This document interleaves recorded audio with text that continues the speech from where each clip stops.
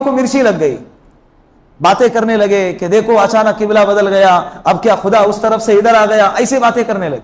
अल्लाह रब्बुल इज्जत ने फरमाया सयक़ूलु सुफ़हाउ मिनन नास, लोगों में से कुछ बेवकूफ लोग, सुफहा के माना आते बेवकूफ। यहूदियों को अल्लाह रब्बुल इज्जत ने जिस लक़ब से पुकारा है वो लक़ब क्या है? कुछ बेवकूफ लोग ऐसी बातें करेंगे कि किबला बदल गया, क्या हो गया इन्हें, इनके खुदा ने इनको किबला बदलने का हुक्म दिया, पहले ये किबला नहीं चल रहा था।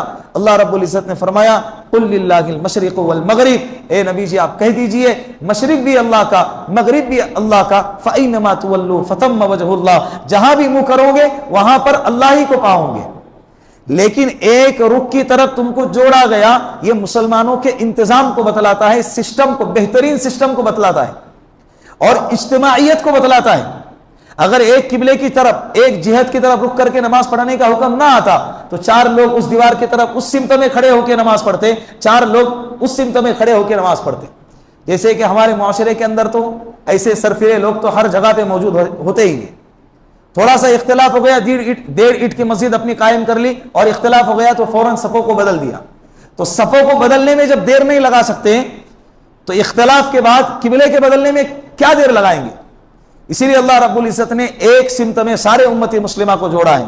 जहां कहीं भी जाएंगे सबको काबतुल्लाह की तरफ रुक करके नमाज पढ़ना है, चाहे तुम किसी भी मसलक से ताल्लुक रखने वाले हो। बात समझ में आ गई? ये दूसरे पारे के इब्तिदा में ये बयान फरमाया गया। उसके बाद अल्लाह रब्बुल इज्जत ने इन्नमा हर्रम अलैकुमुल मैतत वद्दम व लहमल खिंजीर वमा उहिल्ल बिही लिगैरिल्लाह, मुर्दार हमारे ऊपर हराम करार दिया है।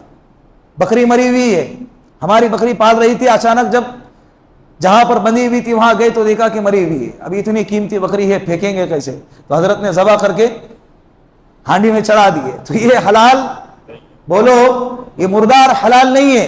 इसी तरह खून, बहता हुआ खून, ये क्या है? हराम है, हलाल नहीं है। इसी तरह खिंजीर का गोश्त ईसाई लोग खाते हैं, उनके मजहब में हलाल है, हमारे मजहब में हराम है। हमारे मजहब में क्या है? हजरत ईसा अलैहिस्सलातु वस्सलाम जब आसमान से नाजिल होंगे उस वक्त में सबसे पहले सूअर के गोश्त को हराम करार देंगे। ईसा अलैहिस्सलाम को मानते ना ये लोग, जिसको मानते हैं वो जब उतरेंगे तो सबसे पहले वो किसको हराम करार देंगे? सूअर के गोश्त को हराम करार देंगे।